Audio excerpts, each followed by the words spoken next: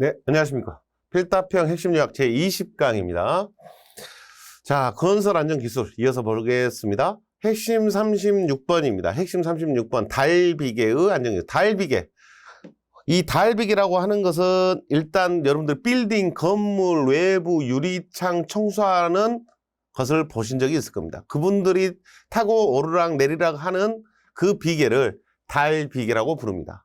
자, 달비계는 상하 이동이 가능한 비계입니다. 사람을 탑승시켜서 상하 이동이 가능하게끔 위에는 원동기가 있는 거죠. 그러니까 감았다 풀었다 로프나 와이어 로프나 이런 것들을 조절을 해서 상하 이동이 가능한 비계를 달비계라고 합니다. 그래서 그 달비계에 사용되는 재료에 대한 안전계수가 우리 산업안전보건법에 정해져 있습니다. 달기 와이어로프 및 달기 강선의 안전계수 10입니다.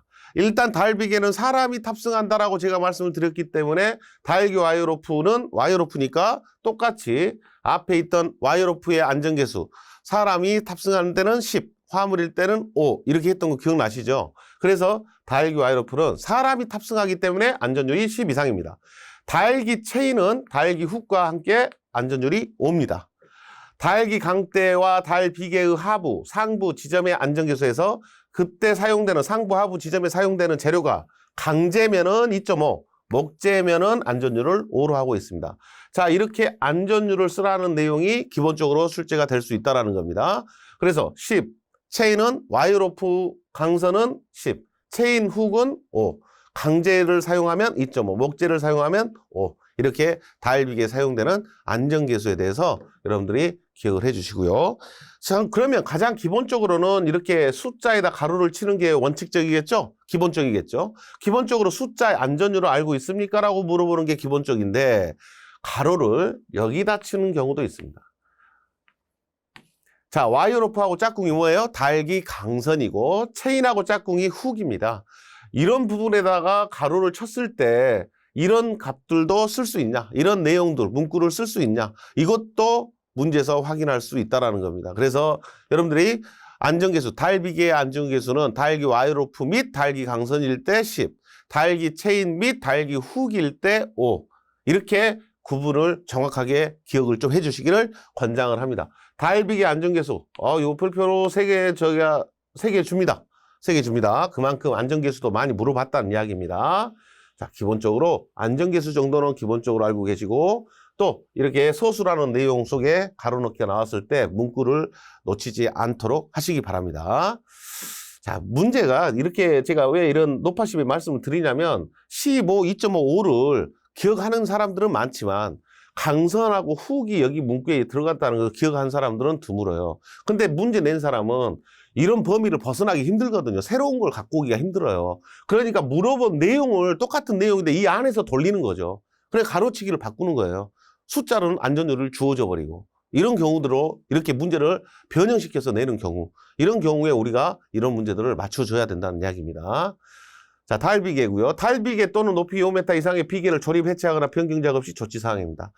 달비계 또는 높이 5m 이상의 비계를 조립, 해체하거나 변경 작업 시 조치사항. 그래서 비계를 해체, 조립할 때의 조치사항입니다. 관리 감독자 지휘하에 작업을 해야 됩니다. 관리 감독자 지휘하에 작업이 되도록 해야 돼요. 조립, 해체, 변경의 시기, 범위, 절차를 그 작업에 종사하는 근로자에게 교육을 해야 되겠고요. 그 다음에 조립, 해체, 변경 작업 구역 내에는 당해 작업에 종사하는 근로자 외의자의 출입을 금지시키고 그 내용을 보기 쉬운 장소에 게시를 해야 되고요. 날씨가 몹시 나쁠 때는 그 작업을 중지시킨다 이렇게 말합니다. 자, 4번 악천 후 시 작업 중지, 2번, 3번 관계자 외 출입 금지하라는 이야기죠. 그 다음에 관리 감독자가 배치돼야 된다는 이야기고 그 다음에 변경 시기, 작업자에게 작업을 하는 작업자에게 이 변경 시기 해체 또는 변경 시기 범위 절차를 안내를 해야 된다. 교육을 해야 된다. 이렇게 이야기하고 있습니다. 자, 이런 내용들이 들어가 있고요.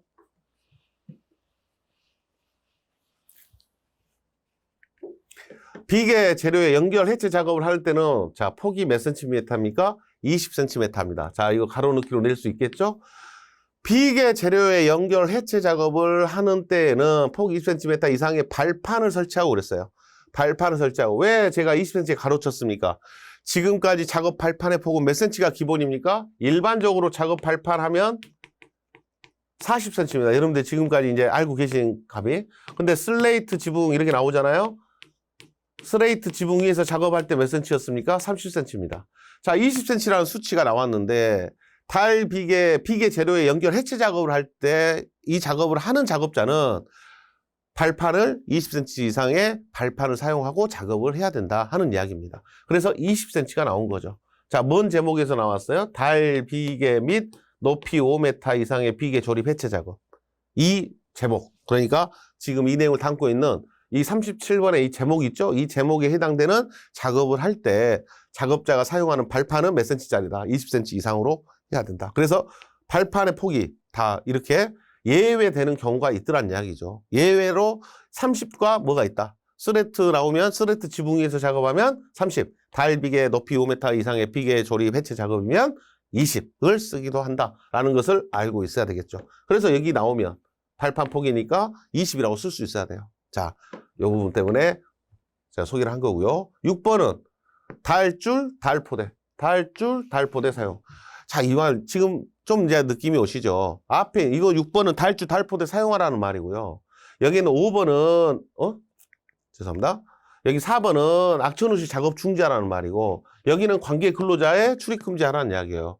아까 처음에 나왔던 앞에 강좌에 있었던 거푸집 조립 해체 작업 밀대의 점검 사항, 조치 사항하고 똑같다는 이야기죠. 그게 세 가지가 공통적으로 이렇게 건설과 관련된 내용에서는 공통으로 나올 수 있다. 그러면은 여기에서 변경 작업 시 조치 사항 세 가지를 써라. 그러면 방금 말씀드렸던 관계자의 출입 금지, 악천후시 작업 중지, 달줄, 달포대 사용 이 내용을 바탕으로 6번 내용을 바탕으로 쓰시면 여러분들이 세 가지를 쉽게 쓸 수 있다.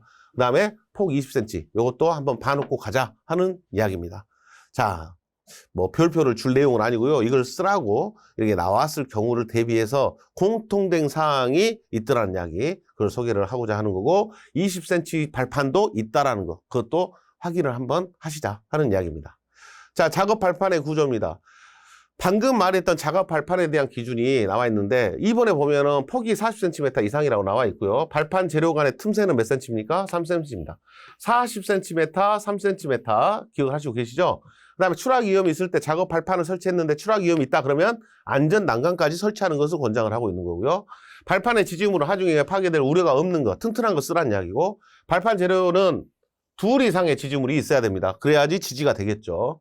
그 다음에 견고한 것으로 해야 됩니다. 하중에 견딜 발판 재료는 작업 시에 하중을 견딜 수 있도록 견고한 것으로 해야 한다. 이런 내용으로 발판 구조가 나와 있습니다. 작업 발판의 구조 나와 있습니다. 자, 가로놓기로 금방 밑줄 쳤던 것들 중심으로 가로놓기 나올 수 있죠. 40, 3cm 안전 난간 그 다음에 2 이상 2를 가로넣어서 2 이상의 지지물 이렇게 물어볼 수도 있다라는 겁니다. 작업 발판의 구조 이 작업 발판 중요하죠. 당연히 별표 2개 정도는 줍니다. 작업 발판에 대한 구조 기준입니다. 이런 구조로 해야 된다는 이야기입니다. 자, 숫자로 하여튼 언급된 것들은 가로넣기 대상이다 이렇게 생각을 하시고 보셔야 될 것 같습니다. 자, 39번입니다. 이 비, 눈, 그 밖의 기상상태 불안정으로 인하여 작업을 중지시킨 후 또는 비계를 조립 해체하거나 또는 변경한 후 그 비계에서 작업을 하는 때의 당해 작업 시작 전 점검 보수사항. 자, 이 문구가요 길잖아요. 근데 결국 내용 정리하면 뭐냐면 악천후가 온 거예요. 악천후가 온 거고 이 악천후가 오니까 작업이 중지됐을 거 아닙니까? 근데 악천후가 이제 지나갔어요. 그러면 다시 작업을 재개를 해야 된다는 이야기죠. 그 비계에서 작업을 다시 하는 때 그때 악천후가 왔기 때문에 시설물, 특히나 안전시설물에 대한 문제가 있을 수 있지 않냐, 악천후 때문에. 그래서 점검을 해야 될 내용이 뭐냐 하는 이야기입니다. 그래서 6가지 항목이 있습니다. 이 6가지를 다 쓰라고 낸 적은 없다. 최대 3개, 4개. 4개 정도는 우리가 쓸 수 있도록 준비를 하자 하는 이야기입니다. 그래서 이 39번 문제, 이것도 별표 제가 3개 줍니다. 예, 우리 건설에서는 자주 나오는 문제예요. 지금 매 강좌마다 제가 별표 3개를 치고 있는 게 있어요. 그 3개를 치고 있는 것은 이제 과거에 이미 나왔던 것들이죠. 반복돼서 나오고 있으니까 제가 별표를 3개를 쳐서 이런 것들이 나오고 있다는 것을 여러분들이 인지하고 계십시오. 그 다음에 이런 문제가 나오면 어떻게든 해결하시려고 하셔야 된다라고 말씀을 드리는 거고 보수사항입니다. 자, 손, 발, 로, 비, 연, 기. 손발로 비연기, 손발로 비연기 한다 해서 첫 마디를 기억을 먼저 하시고, 손 하면 뭐예요? 손잡이의 탈락 여부. 손잡이에 탈락이 있는가 없는가 확인을 해보라는 이야기예요. 손잡이의 탈락 여부. 발판 재료가 손상이 있는가, 부착, 걸림 상태가 이상이 있는가를 확인합니다. 발판 재료의 손상 및 부착, 걸림 상태, 부착 또는 걸림 상태 확인하자. 로프의 부착 상태 및 매단 장치의 흔들림, 로프로 매달아 놓은 장치의 흔들림 상태, 이런 것들을 확인하자. 비계의 연결부, 접속부의 풀림 상태, 연결해 놓는데 접속부가 느슨해졌는가, 이런 것들을 확인하자. 연결 재료 및 연결 철물의 손상 또는 부식 상태. 기둥의 치마, 변형, 변지 또는 흔들림 상태. 이 중에서 여러분들이 쓸 수 있다라고 좀 안 헷갈려요. 뭐가 헷갈리냐면 T에 붙어있는 이런 말들이 손상, 부식이고 어떤 것은 부착, 걸림이고 흔들림이고 변형, 뭐 이런 것 때문에 헷갈린 거잖아요. 이런 것 때문에 여러분들이 좀 혼란스러우니까 딱 4개 정하십시오. 이 중에서 4개 정하셔서 4개만 눈으로 계속 보는 거예요. 손발로 비연기, 이 중에서 뭐 당연히 손잡이 탈락 여부는 다 외우려고 하시겠죠. 그래서 이렇게 순서대로 손발로 비 여기까지만 나는 외우겠다, 이렇게 하시든지 편하게 여러분들이 쓸 수 있는 것들을 먼저 선정을 하셔서 결정하시고 외울 걸 준비하십시오. 반복해서 나온다. 별표 3개짜리입니다. 예. 항상 이렇게 잊을만 하면 출제가 돼버리는 문제이기 때문에 여러분들이 기억을 꼭 해놓으시기를 권장을 합니다. 39번 별표. 자, 40번 통나무 비계. 통나무 비계 요즘 씁니까 안 씁니까? 많이 안 쓰죠. 통나무 비계를 사용을 하지 않고 있습니다. 않고 있지만 시험에서 이게 완전히 배제된 건 아니다는 이야기죠. 그래서 통나무 비계를 4층 이하 12m 이하인 건축물에는 사용할 수 있다라고 되어 있습니다. 그래서 통나무를 쓰는 게 뭐 문제는 아니죠. 위법은 아니죠. 하지만 이제 통나무 비계 자체를 구하기가 힘들죠. 그래서 통나무 비계의 구조에는 비계 기둥의 간격 2.5m 이하입니다.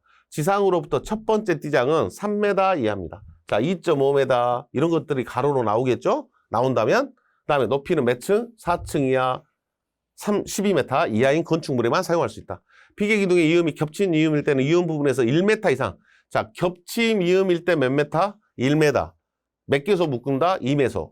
2개소. 맞댄 이음일 때는 1.8m 이상의 덧댄 목을 대고 4개소를 묶습니다. 4개소를 묶어요. 그래서 여기에 있는 겹침 이음, 맞댄 이음 이런 그림들에 대해서 이것도 이제 과거에는 아주 오래 전에는 출제가 많이 됐었던 내용이에요. 그런데 최근에는 이제 통나무 비계가 자주 언급되지를 않고는 있습니다. 하지만은 버리기에는 또 위험 부담이 있다. 출제될 수 있는. 그래서 이 내용하고 통나무 비계 이 내용에 대해서 여러분들이 한 번 정도는 읽어보시고, 아, 이것은 고층에는 못 쓰구나. 4층 이하 12m.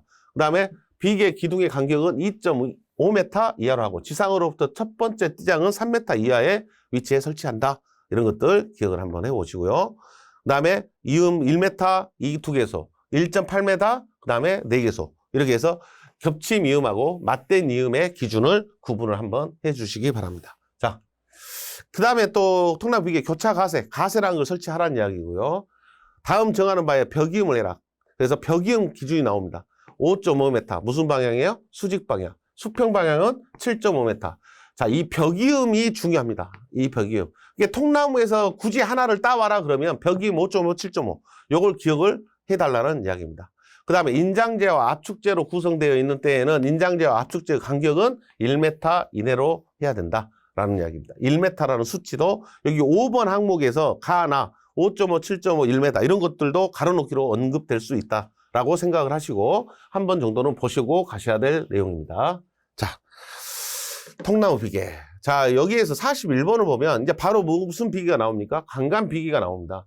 강간 비계 조립 시의 준수사항 해서 비계 기둥에는 미끄러지거나 침하되는 것을 방지하기 위하여 밑받침 철문을 사용하거나 깔판, 깔목 등을 사용하여 밑둥잡이를 설치해라. 그래서 침하 방지하라는 이야기죠.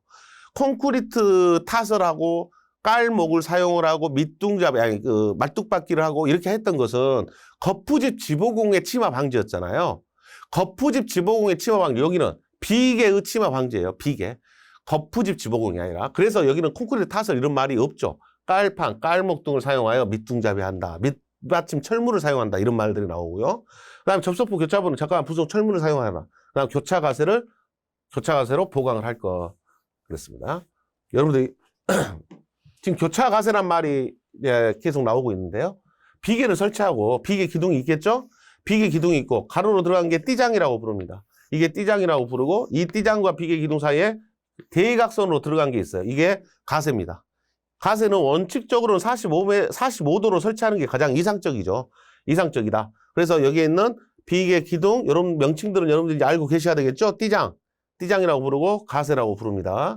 그다음에 이 띠장에서 뒤쪽으로 이제 쌍비계로 했을 때, 쌍줄비계로 했을 때 이 기둥과 뒤쪽에 있는 기둥을 연결하는 이 부재, 이 부재를 우리가 장선이라고 부릅니다. 장선, 장선 방향 이렇게 이야기합니다. 자, 이런 부재들에 대한 설치 명칭을 좀 알면 그림을 연상을 할 수 있겠죠. 어쨌든 가세 설치하라고 그랬고요. 그 다음에 외줄비계, 쌍줄비계, 덜줄비계에 대해서는 다음 항목에 정하는 바에 따라 벽이음 및 버팀을 설치. 여기도 벽이음이 나옵니다. 그래서 간간비계, 비계, 단간비계일 때는 5m, 5m. 수직, 수평 똑같다는 이야기고 틀비계일 때는요. 수직이 6m, 수평이 8m입니다. 자, 앞에 나왔던 이제 통나무 걸 갖고 와 봅시다. 통나무 비계일 때. 통나무 비계일 때는 수직 방향 얼마였어요? 5.5m, 7.5m였어요. 그래서 통나무 비계 것을 같이 기억을 해 주시기 바랍니다. 이렇게 조립 간격에 대해서는 벽이음 간격이에요. 조립 간격이. 이 벽이음에 대해서는 이제 문제에서 출제될 확률이 아주 높다. 이렇게 판단합니다. 왜? 벽이음이 비계가 무너지냐 안 무너지냐를 결정하는 가장 결정적인 요소입니다. 벽이음이 뭡니까? 비계를 이렇게 설치했어요. 쌍줄비계를 설치했어요. 여가 콘크리트 벽이에요. 외부 작업을 원활히 하기 위해서 비계를 설치하지 않습니까? 근데 이 비계가 벽하고 고정이 앵커로 고정이 안 돼 버리면 흔들흔들 하다가 넘어질 수 있거든요. 또 이 벽이음의 간격을 준수 안 해도 문제가 될 수 있고요. 그래서 벽이음이 일정 간격마다 이렇게 본 게 수직 간격이겠죠? 그다음 옆쪽으로 보면 수평 간격이에요. 그래서 수직 간격이 항상 일반적으로 작습니다. 수직 간격이 5, 5, 6, 8, 5.5, 7.5 해서 통나무 비계까지 이런 벽이음이 비계의 안정성을 생각할 때 가장 기본적이고 중요하다. 벽이음이 됐냐 안 돼. 이게 우리 전도, 붕괴, 도계, 비계가 도계되고 붕괴되고 이런 것들을 막을 수 있는 가장 확실한 방법이 벽이음이기 때문에 벽이음 간격이 지금 중요하다고 말씀드립니다. 통나무 비계 5.5, 7.5입니다. 통나무까지 같이 해서 기억을 한번 해주시고요. 그 다음에 5번 가공전로에 근접하여 비계를 설치할 때는 가공전로를 이설하거나 전로에 절연용 방어구를 장착하는 등 접촉 방지를 위한 조치를 해라. 감전 때문에 그러는 거죠. 그래서 이런 것도 이제 실제 작업형 영상에서 비계 조립하고 있는데 전선 주변에서 비계 조립 작업하고 있어요. 그러면 안전 대책이 뭐냐 이렇게 물어보면 여기 있는 말 쓰면 되죠. 가공 전로를 이설을 할 수 있으면 이설을 해라. 전선을 옮길 수 있으면 옮겨라. 그 다음에 전로에 절연용 방어구를 설치해라. 이렇게 하면 대책이 되는 거죠. 대책 두 가지가 이미 소개가 돼 갖고 있는 거죠. 그런 것들이 실제 이제 여러분들 영상이나 현장에서 적용이 될 수 있도록 하시면 좋겠습니다. 자, 벽이음 간격이 여기서는 핵심입니다. 벽이음 간격 기억을 하자.